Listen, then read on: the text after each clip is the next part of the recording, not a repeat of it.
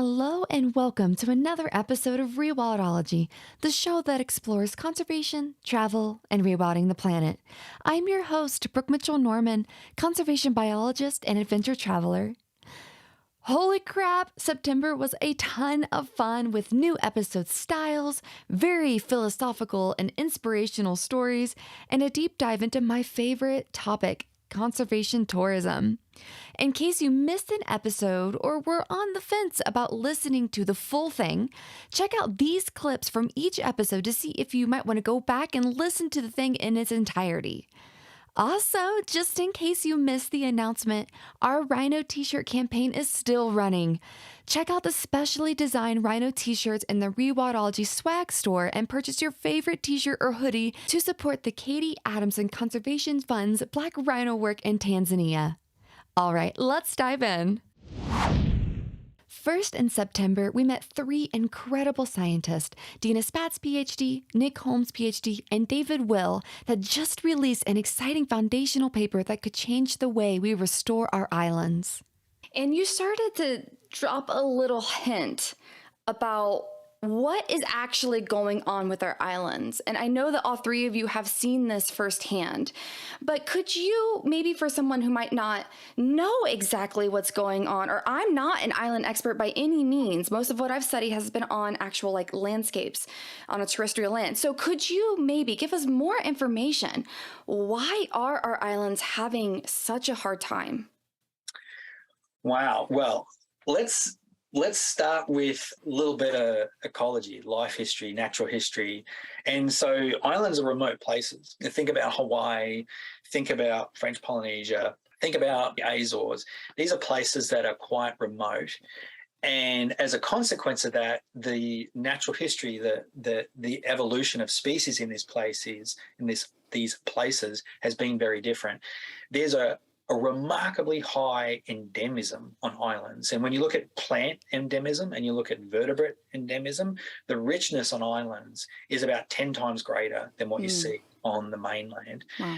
And it's because of that, these evolutionary processes where ancestors or something has come and brought a founding population, where whether it's a seed or whether it's a bird, and it's allowed new species, they take hold, and it allows new species to evolve and adapt and radiate. And some classic examples are, of course, the Galapagos with finches, but also if you go to Hawaii, for example, there were 50 Hawaiian honeycreepers. A honeycreeper is a small bird that they've evolved in this beautiful marriage with plants, where they pollinate different plants, and their bills and their beaks have evolved to the shapes of the flowers, lobeliads and things like this. They all evolved from a single species ancestor, probably a Carnivore finch, that somehow got there, maybe by storm or maybe by strong winds. Some event allowed it to get there and to take hold. And then this radiation occurs. And now we have species that occur nowhere else in the world. And the other part that happens with islands, if you think about this, it kind of makes sense. If you go to a place like New Zealand, for example, there are no native land mammals. The exceptions are bats, and of course bats can fly, and seals, excellent swimmers. So you can see how they got to places like this. And so when you go to a lot of islands, there's an absence of mammalian life history. And that's exactly what happened in New Zealand, in Hawaii, in many archipelagos around the world. And so it's the absence of these mammals and some of the traits, so predators, for example. Herbivory was taken over by birds. So when you go to Hawaii, there used to be 6 ducks and geese, and they serve the roles of lots of other mammals that you see on the mainland. They move soil, they transport seeds, they do all these kinds of things, but they're birds, they're not mammals. There were no bobcats, mountain lions, there were no birds of prey for many of these places. And so when these mammals arrived, and that was inevitable when these mammals arrived, so cast yourself back to the times of ancient sailing ships and the British and the French and the Spaniards, they're expanding their range, they're exploring new worlds, they're doing things. With them, they brought unintentional and deliberate visitors to the islands. Rats were amongst some of the first to think about. Rats are estimated to be on about 80% of the world's archipelagos. Wow. when rats arrived and when goats arrived, goats were often a deliberate introduction. Think of goats are often thought of as like an insurance strategy. If I get shipwrecked, there's a goat. I can eat it, I can milk it, I can, if I'm crafty, I can make myself a lovely cardigan or something like that. Goats are an insurance strategy. Lots of plants, equivalent things. When you look around the Pacific, you'll see a lot of Cook and Norfolk pines. They were actually insurance masts in case the wooden ships lost a mast at sea. So therein began this age of transfer, and then it stepped up a notch when we started to have an increase in shipping traffic. And in our modern world, advents like the shipping container and modern shipping traffic has sort of transformed the ability to intentionally and unintentionally move things around the planet. Ants today, for example, so fire ants, crazy ants, there's a number of tramp ants that are particularly damaging, not just to plants and animals, but also to humans and our livelihoods, agriculture and things like this. And so invasives have been one of the driving factors of declines, extinctions, extirpation. So extirpation is to lose a population from an island, but it's not yet extinct. That has been a major feature of islands. And so it's no surprise that when you look at extinction rates and endangerment rates, islands are only about 5% of our total landmass on the planet. So you take all the islands, put them in a bucket.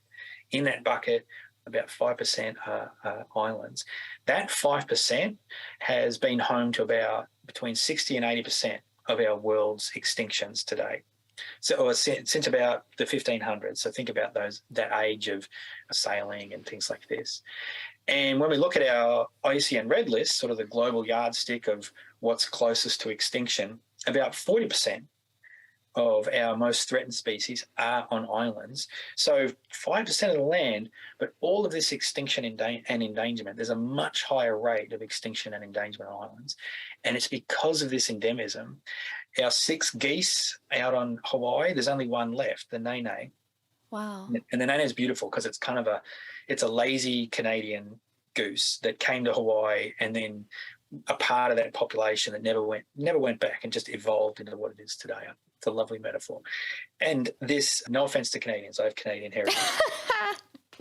But we lost these geese, and we lost all sorts of really remarkable and rare endemic plants and animals all around the world because of these introductions. They could not compete with these new species that arrived because they evolved in the absence of them.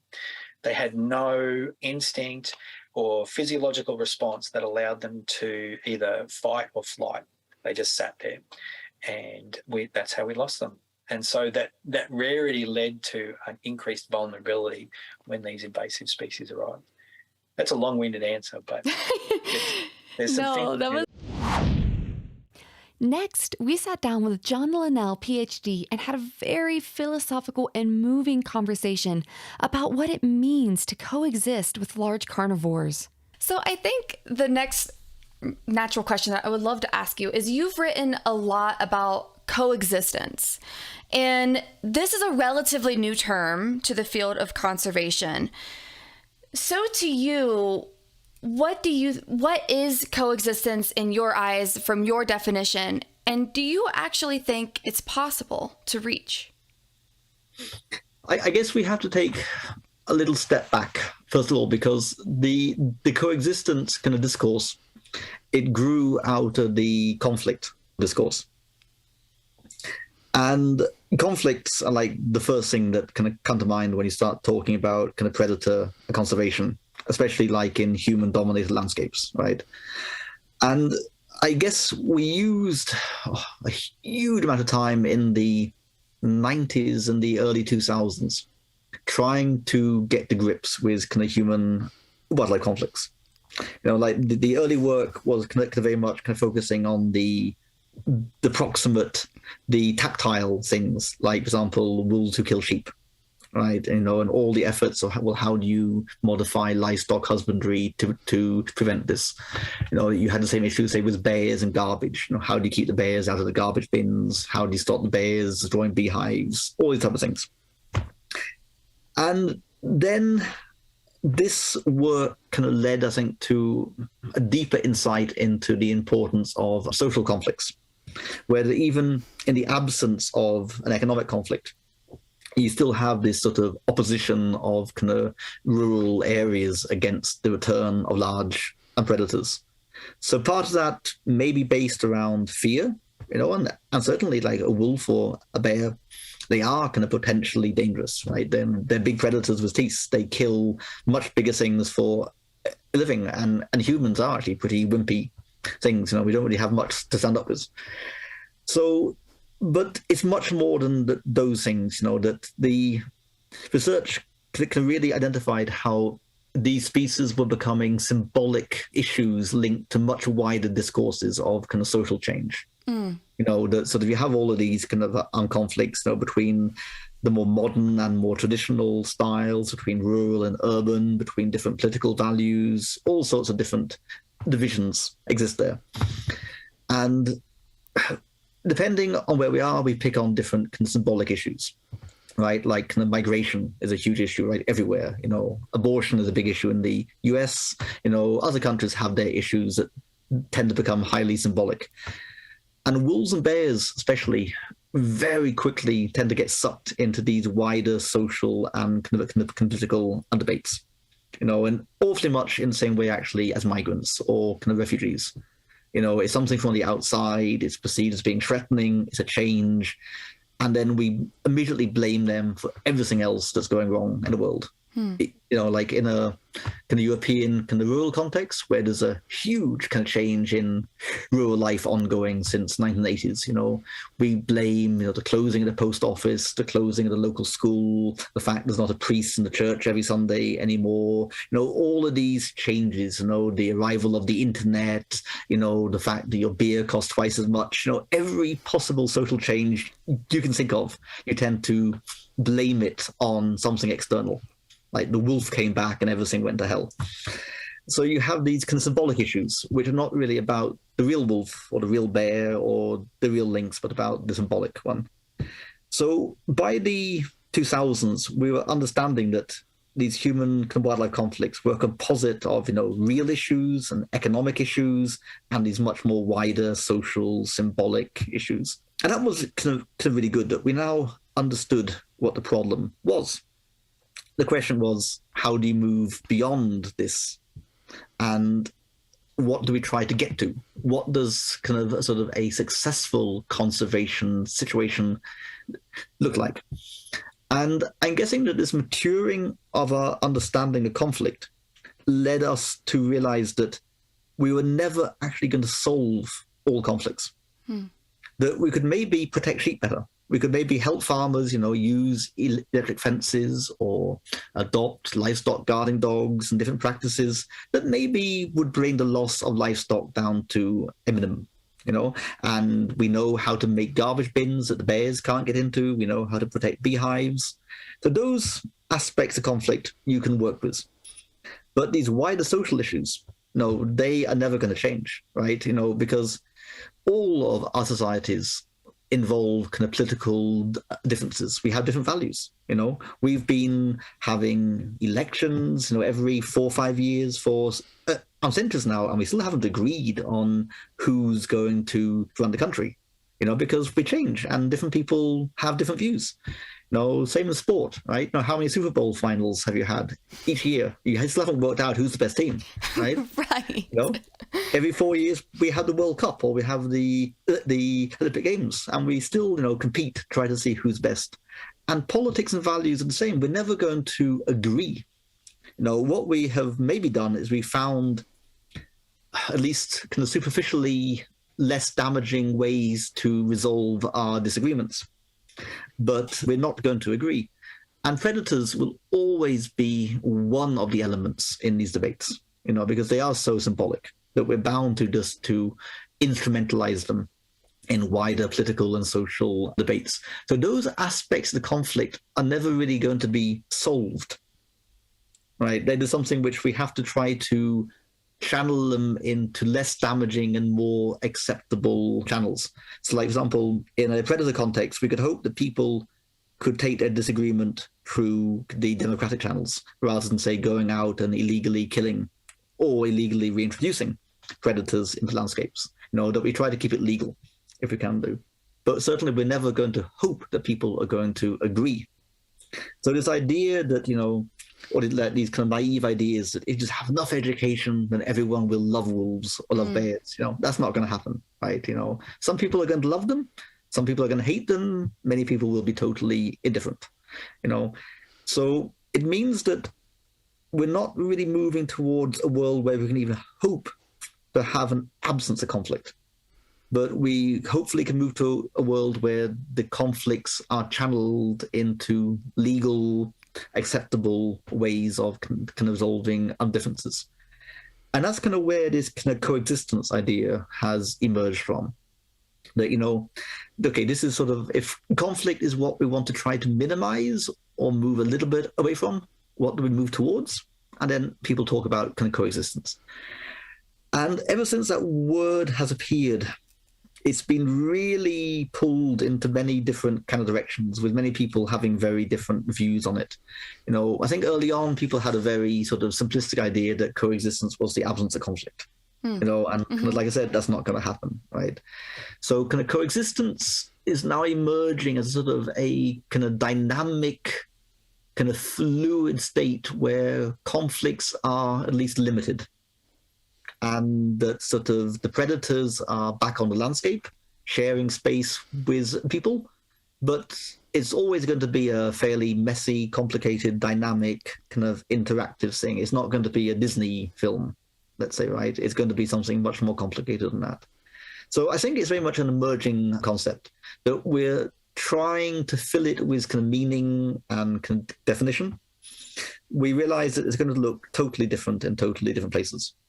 Just because the societies are totally different, the underlying acceptance for these species is going to be totally different. The extent to which people are concerned about it will kind of vary.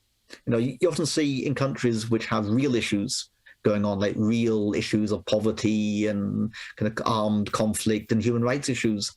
For them, large predators simply become unimportant. They have much more important things to focus on. In countries which are peaceful and doing well, then these species often become much more important because we don't have anything else to actually focus on. But also you have incredibly different kind of religious and cultural backgrounds. I worked kind of quite a bit in India, and it's totally baffling to understand the level of tolerance and acceptance people have live in the very close kind of proximity to very dangerous species like tigers, lions, sloth bears, elephants, and like to put that into like a European context, we simply shake our heads and say, how can you live so close to these dangerous things? And they just look back and say, well, that's how it is, or the elephants are gods, you can't kill God. Can't kill Ganesh. Yeah. So so this also, I think, has made the whole coexistence concept very difficult to understand because it looks so different in so different places. And it is literally, I think, a work in progress because if you look back through history, we've never really tried it before. We've had one goal through history, which has been largely extermination, like not total, not everywhere, but that has been the main goal. And we were really good at achieving that goal. And now for the last maybe 50 years, we've moved over to this new goal of kind of coexistence. And we really are very fresh at working out how that looks. So I think this really much is a work in progress.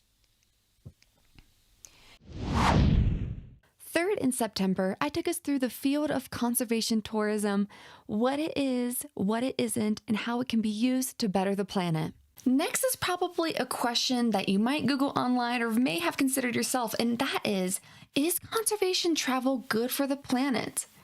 I'm obviously super biased, but with good reason to say that yes, conservation travel is good for the planet. It's easy for me to talk to you about conservation travel in like a philosophical, moral sense, but what does the scientific community say about the field? Oh yes, let's get into the literature. So first, let's return to Ralph Buckley's book, Conservation Tourism, and he explains the significance of the field for conservation so well. So he says, quote, biodiversity is important not only in its own right, but as a key foundation and fundamental underpinning of human economic activity and indeed survival, the biological basis of human civilizations. Biodiversity is under threat globally, with the global economic cost of biodiversity losses estimated at US 1.35 to 3.1 trillion annually. And by the way, that stat was from 2010, so it's probably significantly more now. Continuing, global conservation efforts to date have had inadequate funding and political support, and consequently limited success.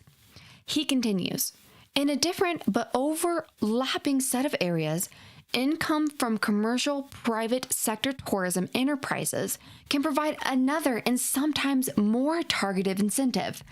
This success depends, however, on natural attractions for tourism and on the broad-scale operational patterns of the global tourism industry. Conservation tourism aims explicitly to take advantage of this approach, and this is why it is significant.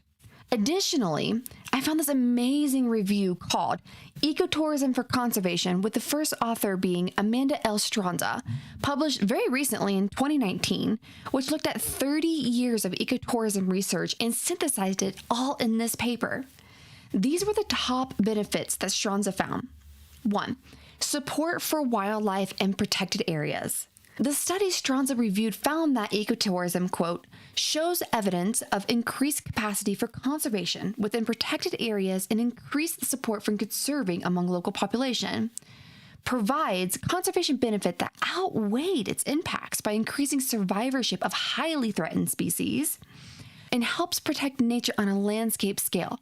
For example, in Costa Rica, ecotourism, quote, contributes not only to reduction in land degradation, but also to net reforestation in several independent cases, end quote. 2. Diversified livelihoods. This one is pretty straightforward to understand. Essentially, those that live near protected areas and work in ecotourism benefit tremendously. This is because, short of a global pandemic, we're just gonna brush that under the rug real fast, tourism jobs are more sustainable than extractive industries like mining, logging, and farming. Also, the more something means to you, the more you'll care about it. Many local communities that benefit the most from ecotourism become fierce defenders of their natural resources. 3. Environmental interpretation and ethics. This benefit hits on the transformation people usually experience when they participate in conservation travel. Scientists have shown that proper messaging and knowledgeable guiding can and does influence tourists to change their behavior for the better of the planet. And I've seen this personally a lot in my career. So when I worked at Natural Habitat Adventures, they were the exclusive travel partner of WWF, the World Wildlife Fund. And the amount of money that travelers donated to WWF after they returned from the trip was significant. It was in the millions upon millions of dollars. And they didn't do that before they went. They did that after they went because they were so moved. And similarly, in my current role, we have the Wild Source Foundation.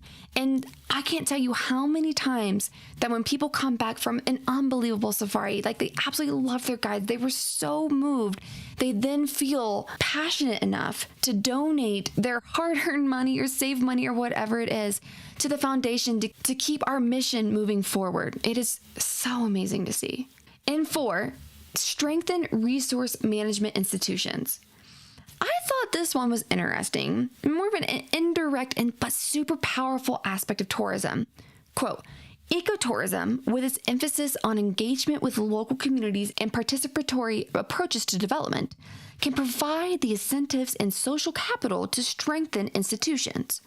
The quality and stability of local institutions influence how people in local communities are able to monitor wildlife and other resources, establish rules for use and conservation, and sanction rule breakers.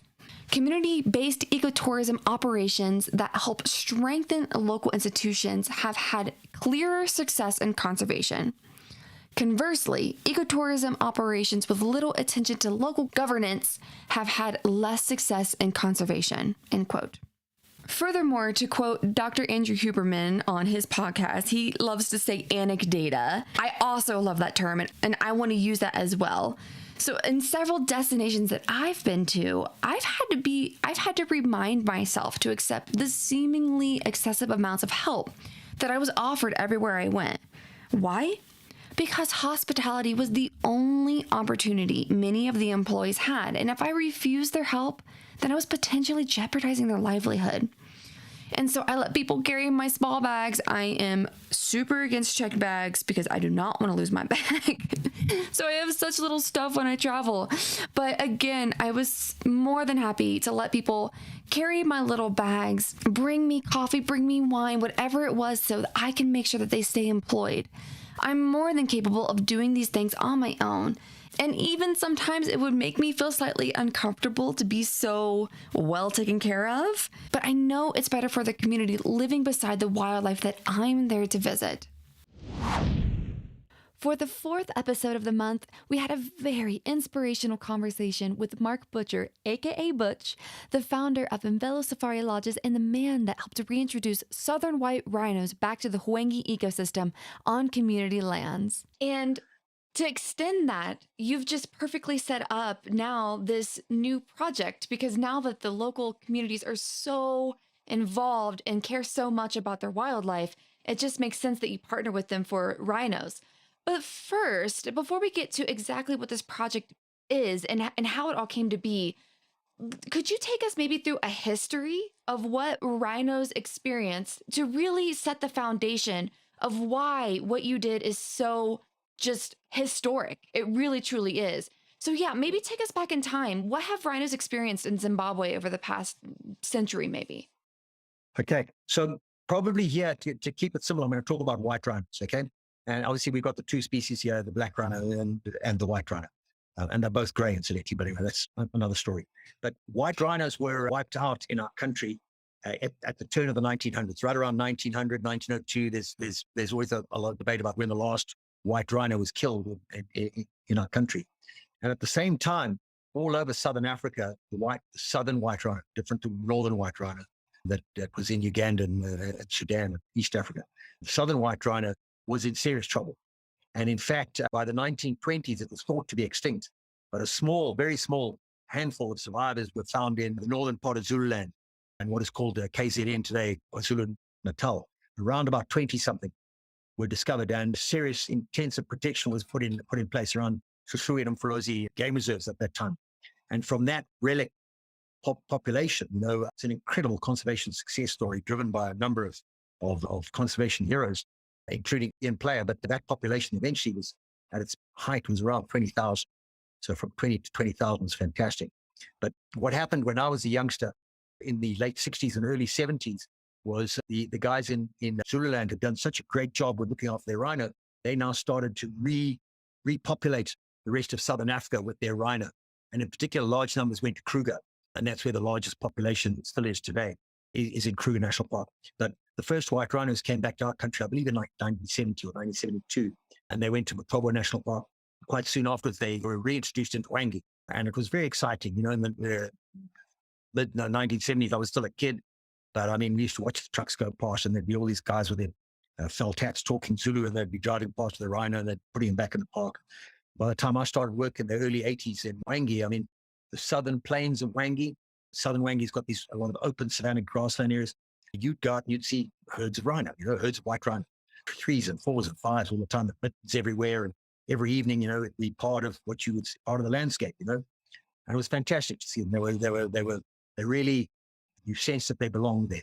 And the reality was also back at that time is the park didn't have a fence. And they often used to wander out, and they would be and they'd wander into the common lands. And I never saw them raiding crops or anything like that. It may have happened. I don't ever remember it happening. But I remember watching local community members from where we work today, herding their cattle and stuff. There'd be white rhinos like trees over there, and kind of look at the rhino. How cool is that, But anyway, what happened is that through the 1980s, there was this onslaught through East Africa and then up to countries down north on the rhino population. By the time those rhino populations were so severely decimated, we suddenly had this onslaught hit us. And it was in the late 80s and early 90s, and we were completely unprepared. We had never seen poaching like this. I know we had poachers coming to our country speaking French and speaking Swahili, the guys coming from all over Africa to come and shoot out the rhinos. And there was a Rhino War. And essentially, we talk about it as our first Rhino War. I remember 200 odd people killed in that war. A lot of game rangers, a lot of poachers, a lot of people were shot, a lot of rhino, but we lost a huge percentage of our black rhino, and we lost all of our white rhino and Hwange. And we were just absolutely mortified, So I believe the last white rhino was killed in the early 2000s, actually not far from where our rhino sanctuary is today, like an hour's walk. And very, very sad, So from there, it was always this thing about what do we going to do, and there's 2 or 3 ways we want to bring white rhino back of doing it. And there's obviously a wrong way and a right way. And it was clear we've seen some white rhino reintroductions that have been done in recent years in other countries where these white rhino have been bought and they've been free released into larger landscapes, and the government-based law enforcement agencies have been left to look after them, and been a terrible failure. And so perhaps we need to rethink that model. And that was when we started saying, well, the communal lands around Hwange are part of the Hwange ecosystem, very much so. They're not Hwange National Park, but they're part of the Hwange ecosystem. So perhaps let's think about bringing white rhino back into the ecosystem as opposed to the national park. Let's put them on the communal land, and maybe communal people can, as custodians of these animals, will look after them a lot better than government employees might. And that was where this thing first started coming. We'd got the community-based tourism going, and we're always looking for how can you give it a boost. We still got very, very low occupancies in our lodges, is one example. A lot of tour operators of market tourism, they still can't get that. You're not in the national park, I want to be in the national park. That's how you do safari, So we really have struggled with it, and we're a little bit further away, a little bit harder to get to. So maybe having rhino here might be a way to kind of help that. And without a doubt, having rhino creates a whole bunch of jobs, and jobs everything in a community where unemployment is 90% or 95% unemployment. So you can create jobs. That's just a winner right there. So these are all these kind of things we were thinking about at the time, going back 5 years ago when we first started talking about this project. Back then, we were first dreaming up building a new clinic quite near to where we are, and it was always going to say, how are we going to fund this clinic? We can raise money and build it, but now clinics need a lot of money to keep them working. And obviously, we're so remote, Jay. The support we're going to get from government is perhaps not going to be enough. So here was looking for revenue generating schemes to fund the clinic, and something other than chopping down firewood or selling more hunting permits or something. So these are the kind of all these things that kind of got us all thinking about bringing about rhino. At first, I mean, I can say it openly now, is that authorities looked at us and said, no, this is not going to work. Because the communities are the poachers, so why would you want to put something as valuable and as rare as a rhino amongst the communities? They're going to poach them. I said, yeah, but you don't understand. We've got some communities down here a little bit different, and again, we were struggling with building support at all kinds of levels. But fortunately, one of the big steps was I was looking to get rhino, and I thought, okay, we need to get them from South Africa, and then the guy said to us, hey, the folks down at Malulangwe, it's one of the private conservancies in the south of our country, they've got rhino, and they really do it right. They haven't lost any. Why don't you go and speak to them and link up with them? And when I first started talking to them, they were very, very interested, but also, frankly, kind of, yeah, really, you think you could pull this off? And kind of what they sent me off with after our first meetings was to say, look, if you could prove capability, do it. We'll support you. But first we have to prove capability. And that's what's taken a long, long time. We had to show people that not only were we capable of looking after rhino, but capable of looking after rhino very, very well. Because that was always going to be the thing. If we lose a bloody rhino, this project's going to be dead in the water, sadly. So that was how this thing kind of started. Lastly, we sat down with Harshini Jhala to discuss Asian greater one-horn rhinos, Gangetic river dolphins, and the conservation ethics of India's tiger reserves. Yes, I completely understand what you mean. So this is the perfect segue to talk about what you're doing now. So you are working on your PhD, and you have a very interesting question that you're diving into. So before I spoil it, why don't you just tell all of us exactly what it is that you are looking at, and how did you come up with this particular research question? Okay, so my PhD research is basically looking at biodiversity responses to relocating residents from within protected areas. And so in 2006, India came up with the idea of incentivized village relocation. So what the Indian government does is it asks people to voluntarily move out of national parks or protected areas, and they incentivize it by giving them a monetary financial package, which works out. And so the idea behind it is when protected areas are formed, a lot of local communities that live within that area are displaced and moved out. And that has happened in the past in India and all across the world, where people have been displaced and moved out because you formed a new protected area for conservation. The thing is that a lot of these displacements are looked on negatively because of the ethics behind it. Like, people have rights too, and you cannot just move them out. And it is kind of a win-win situation because you create these inviolate wilderness areas for wildlife, but you're also giving compensation to people to move out, and they're moving out of their own free will.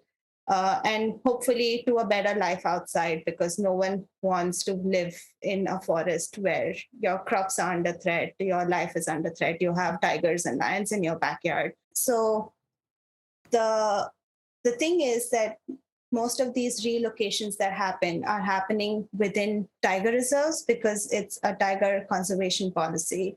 So the tiger reserves in India are basically divided into a core, which is technically the central zone of the tiger reserve, which ideally should be devoid of all human habitation. And then you have the buffer region, which is a multiple land use area with conservation as one of its priorities. And so the National Tiger Conservation Authority wants to create these inviolate spaces for tigers in core areas. And so they are voluntarily asking people to move out and incentivizing it from within these core areas. And we know that there is some evidence that tigers definitely do benefit when people move out. There have been studies that have shown that female tigresses breed when human pressures have reduced in certain tiger reserves. And so we know it works for tigers. What we don't know is how it works for other biodiversity. So India pumps in so much of money into this conservation program.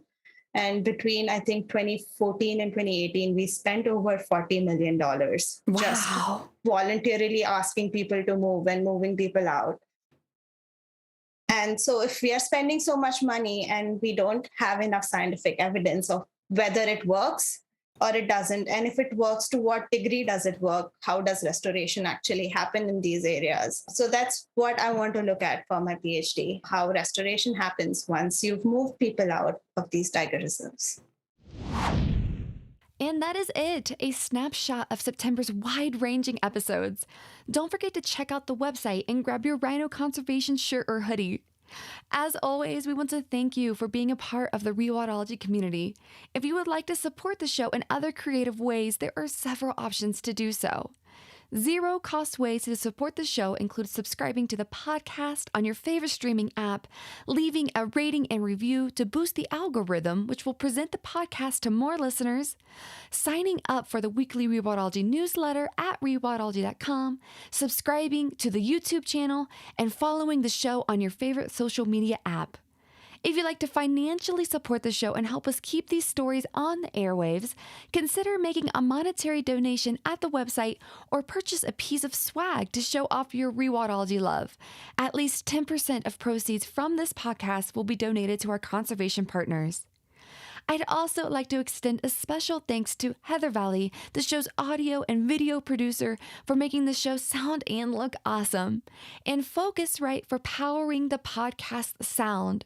If you'd like to see the Focusrite gear we use to record the show, head on over to rewildology.com and check out Nature Podcasting under the Resources tab. Until next time, friends, together we will rewild the planet. Hey, thanks again for listening to this episode of Rewildology. If you like what you heard, hit that subscribe button to never miss a future episode. Do you have a cool environmental organization, travel, story, or research that you'd like to share? Let me know at rewildology.com. Until next time, friends, together we will rewild the planet.